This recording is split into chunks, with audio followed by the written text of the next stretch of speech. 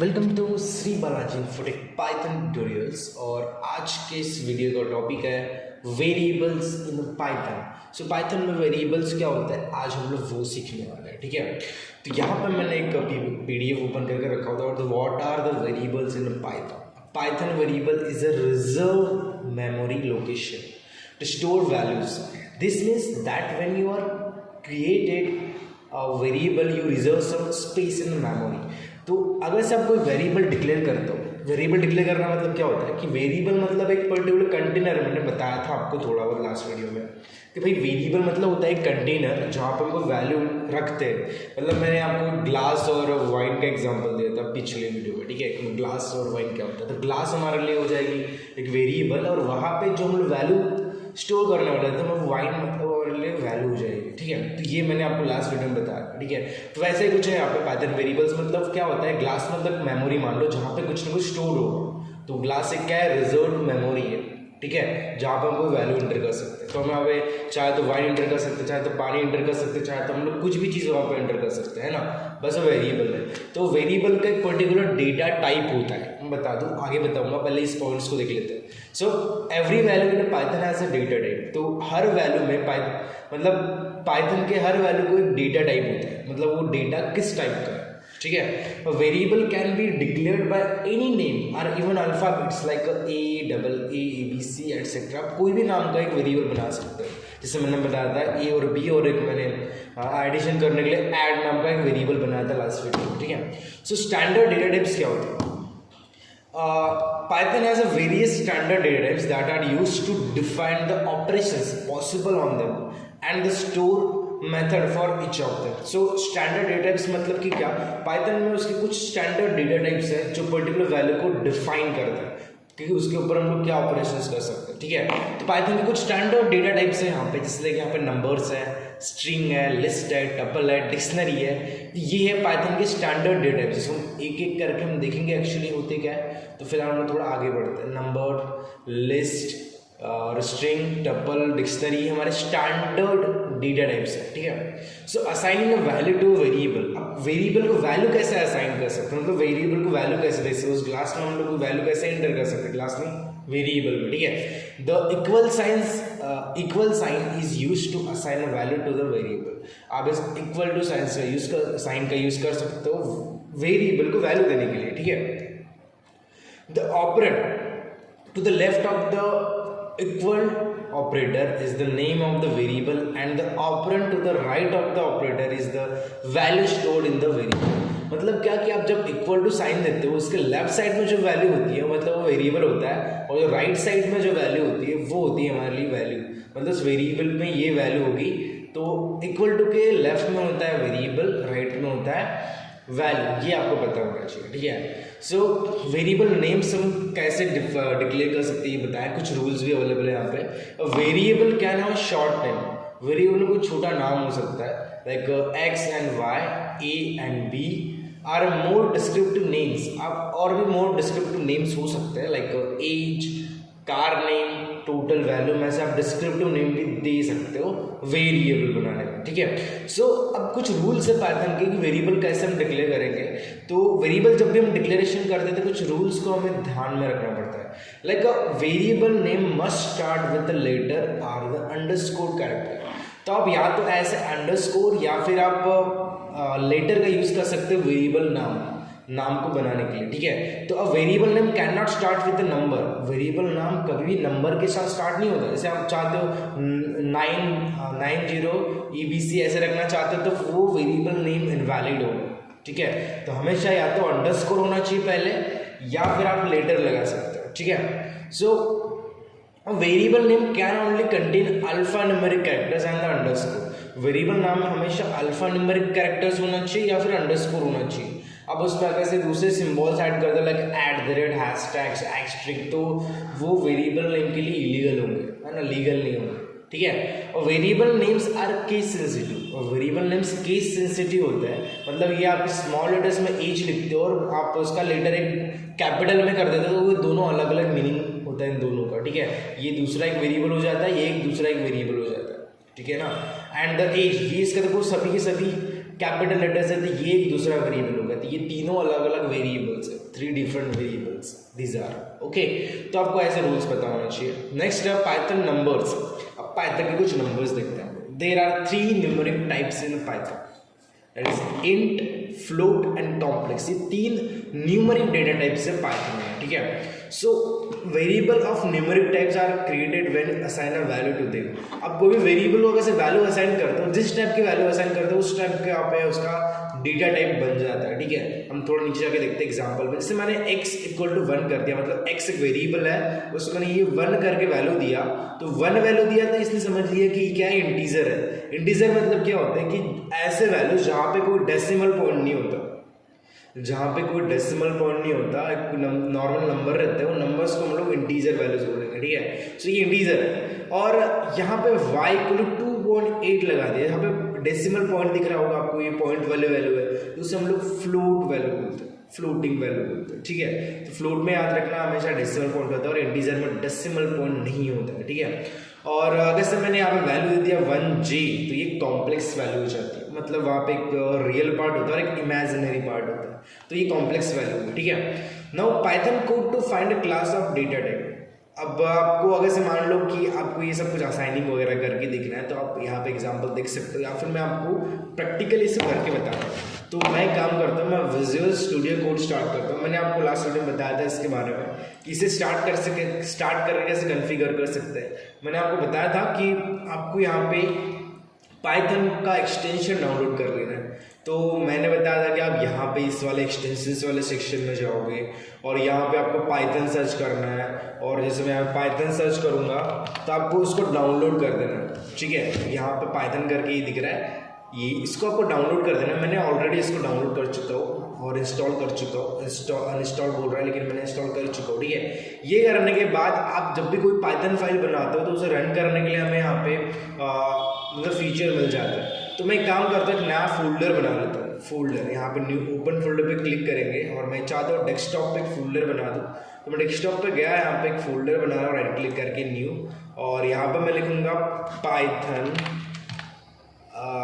Example, Python x ऐसे कुछ लिख लेता हूँ मैं। और ये एक मैंने फोल्डर बना लिया और इस फोल्डर को मैं ओपन करने जा रहा हूँ। तो मैं इस पर डबल क्लिक करके ओपन करूँगा एंड सेलेक्ट फोल्डर कर लेता। तो वो पाइथन ex जो भी होगा वो वाला फोल्डर यहाँ पे देखो ओपन हो चुका है। मतलब यहाँ पे जो भी फाइल्स बनाएंगे हम लोग, यहाँ पे जो भी फाइल्स बनाएंगे उस फाइल्स को, मतलब वो फाइल्स हमारे उस फोल्डर में रहेंगे जो फोल्डर हम डेस्कटॉप में बनाते हैं। डेस्कटॉप पे आया ना फोल्डर, डेस्कटॉप पे फोल्डर नहीं है, एक बार रिफ्रेश करके देखते हैं, नहीं है। एक मिनट, यहाँ पे ये मैंने पाइथन ex बनाया और ये पाइथन ex है कहाँ, मैं ओपन करके दिखता हूँ, ओपन फोल्डर, और ये कोई दूसरे डेस्कटॉप, मतलब वन ड्राइव में हुआ है एक्चुअली। तो मुझे वन ड्राइव में नहीं चाहिए, मुझे डेस्कटॉप पे जाना था, वन ड्राइव में नहीं करना था। मैं यहाँ पे और एक फोल्डर बना लेता हूँ और यहाँ पे मैं न्यू करके फोल्डर में गया और यहाँ पे मैं पाइथन ex करके बना लूँगा। पाइथन x हो गया, कोई बात नहीं, चलेगा। तो डबल क्लिक करके यहाँ पे सेलेक्ट फोल्डर कर दूंगा तो वो वाला फोल्डर यहाँ पे आ जाएगा। मतलब डेस्कटॉप पे मैं अगर मिनिमाइज करके जाता हूँ तो देखो पाइथन x करके आ गया, इसको थोड़ा इस साइड कर लेता हूँ। डबल क्लिक करेंगे तो ये अभी एम्प्टी है, इसके अंदर हम बहुत सारे फाइल्स बनाने वाले हैं, ठीक है। सो अभी मैं जाता हूँ फिर से VS कोड में और यहाँ पर मैं एक न्यू फाइल बनाऊँगा, पाइथन फाइल, ठीक है। तो यहाँ पे देखो ये प्लस दिख रहा होगा आपको न्यू फाइल का, या फिर आप राइट क्लिक करो खाली जगह पे तो यहाँ पे न्यू फाइल का आपको ऑप्शन मिल जाएगा। क्लिक करोगे यहाँ पे नाम लिखो, बोलेगा अपने फाइल का। तो यहाँ पे मैं एक प्रैक्टिस के लिए प्रैक्टिस नाम की फाइल बना लेता हूँ, प्रैक्टिस, और आपको इसका एक्सटेंशन देना है .py। याद रखना कि पाइथन फाइल का एक्सटेंशन होता है .py से पाइथन फाइल बन जाती है। देखो पाइथन का लोगो भी आ गया यहाँ पे भी पाइथन का लोगो है, जैसे साइड यहाँ पे मैं अभी पाइथन का कोड कर सकता हूँ, ठीक है। और इसको तो मैं बंद कर लेता हूँ। ये फाइल में जो भी मैं एंटर करूँगा उससे मैं रन करूँगा तो पाइथन कोड रन होगा, ठीक है। तो मैं आपको एग्जांपल बताने वाला था कि ये एग्जांपल्स को हमें यूज़ करना है कि भाई वो होते गए। तो मैं एक काम करता हूँ, फिर से मैं VS कोड को स्टार्ट कर लेता हूँ और यहाँ पे मैं x करके एक वेरिएबल बनाऊंगा, उसमें वैल्यू एंटर कर रहा हूँ मैं 5, ठीक है। और मैं y करके एक वेरिएबल बना रहा हूँ, उसकी वैल्यू एंटर कर रहा हूँ मैं 12। तो ऐसे देखो ये जो 12 है ये वैल्यू है और ये y एक वेरिएबल, 12 वैल्यू वेरिएबल में असाइन हो चुका है, ठीक है। अब मुझे इस वैल्यूज़ को यूज़ करने से अच्छा मैं इसका यूज़ करूँगा, इस कंटेनर्स का मतलब इस वेरिएबल का यूज़ करूँगा उसके ऊपर ऑपरेशंस करने के लिए, ठीक है ना। तो मैं काम करता हूँ कि मैं और एक वेरिएबल बना लेता हूँ, दैट इज़ द ऐड, जो मैंने लास्ट टाइम बनाया था, और इक्वल टू करके मैं x प्लस वाई करूँगा। सो x को मैं प्लस करूँगा y से, तो मतलब क्या होगा कि जब भी मैं ऐड को प्रिंट करूँगा ना तो वो उन दोनों का प्लस प्रिंट करेगा। तो प्रिंट करना है मतलब कि उस वैल्यू का हमें आउटपुट लेना है, ठीक है। आउटपुट लेना है तो आपको प्रिंट वाला फंक्शन यूज़ होता है एक्चुअली, इसको बस यूज़ कर लेना है, ये बहुत जगह यूज़ होता है। तो ये प्रिंट फंक्शन है जहाँ पे हम लोग ब्रेसेस में उसको पास करेंगे जिसको हमें प्रिंट करना है। तो प्रिंट मैंने लिखा और ब्रैकेट्स में उसके उस वेरिएबल को ऐड किया, मतलब उस वेरिएबल को मैं एंटर कर रहा हूँ जिस वेरिएबल को मुझे प्रिंट करना है। तो ऐड के अंदर जो भी होगा x प्लस वाई ऐड में चला जाएगा, मतलब पाई 5 प्लस 12 प्लस 17 जो भी होगा प्रिंट हो जाएगा। तो जब मैं प्रिंट मैंने यहाँ पे लगा लिया और मैं इसको सेव कर रहा हूँ। सेव करने के लिए कंट्रोल एस का यूज़ कर सकते हो आप, या फिर फाइल में जाके आप इसे सेव कर सकते हो, ठीक है। ये करने के बाद आप यहाँ पे ये वाला मिलेगा आपको, और ये कब आएगा पता है, ये जब आप एक्सटेंशन डाउनलोड कर लोगे पाइथन का तब आपको ऐसा वाला साइन आएगा। तो मैं यहाँ पर बस क्लिक कर देता हूँ। जिससे मैंने क्लिक किया तो यहाँ पे देखो टर्मिनल में ये फाइल रन हो रही है और यहाँ पे देखो 17 आ चुका है, क्योंकि मैंने यहाँ पे 17 प्रिंट किया था। अब मैं ऐड की जगह पे y प्रिंट करूँगा तो देखते हैं y में क्या होता है। सो y में मैंने यहाँ लगा लिया, कंट्रोल S से मैं सेव कर दूंगा, एंड देन मैं यहाँ पे फिर से रन करता हूँ तो यहाँ पे देखो 12 आ गया था, y की वैल्यू क्या थी 12 थी। और मैं यहीं पे प्रिंट की जगह पे y प्लस मैं x कर दूंगा ना, तो यहाँ पे जो भी उसका प्लस होगा वो यहाँ पे प्रिंट हो जाएगा। तो आप ऐसे भी इसका यूज़ कर सकते हो। देखो 17 आ गया, ठीक है। अब मैं एक काम करता हूँ, प्रिंट करता हूँ कि टाइप इन दोनों का टाइप क्या है। मैं एक काम करता हूँ 12.56 कर लेता हूँ यहाँ पे। तो अभी यहाँ पे क्या होगा देखना, ठीक है। मैं यहाँ पे फिर से रन कर रहा हूँ तो यहाँ पे क्या आएगा 17 पॉइंट समथिंग वैल्यू। तो मतलब उसने इस फ्लोटिंग वैल्यू को इंटीजर से प्लस किया तो पूरा फ्लोटिंग वैल्यू में चेंज हो गया, ठीक है। ये कुछ फालतू फाइल्स आ चुके हैं यहाँ पे, उसको मैं डिलीट कर दिया, ठीक है ना। तो आप ऐसा भी यूज़ कर सकते हो। अब मैं चाहता हूँ दोनों का टाइप क्या है, मैं और एक वेरिएबल बना लेता हूँ कॉम्प्लेक्स वाला।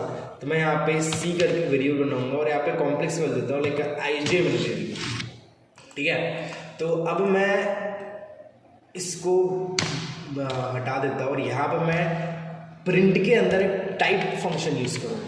टाइप फंक्शन क्या करता है कि वेरिएबल का टाइप क्या है वो बताता है। जैसे मैं एक्स यहाँ पे यूज़ करूँगा ना तो ये बताएगा एक्स वेरिएबल का टाइप क्या होता है, मतलब वो इंटीजर है, फ्लोट है कि भाई कॉम्प्लेक्स वैल्यू है। तो इसको मैं सेव कर लेता हूँ और मैं रन करूँगा, और रन करने पे बता रहा है कि इसका क्लास क्या है, इंट है, इंटीजर क्लास है, बता रहा है। तो आप ऐसे इसका यूज़ कर सकते हो। अब मैं काम करता हूँ, इसको कॉपी पेस्ट कर लेता हूँ, कॉपी करके मैं पेस्ट करूँगा। मुझे इतना सारा टाइप करने से अच्छा मैं स्मार्ट वर्क करूँगा, ठीक है। और एक बार मैं कर लेता हूँ यहाँ पे पेस्ट, और मैं यहाँ पे x की जगह पे y को चूज़ करूँगा, और यहाँ पे मैं c को कॉम्प्लेक्स वैल्यू के लिए देखना चाहता हूँ तो यहाँ पे मैं c लगा लूँगा, ठीक है।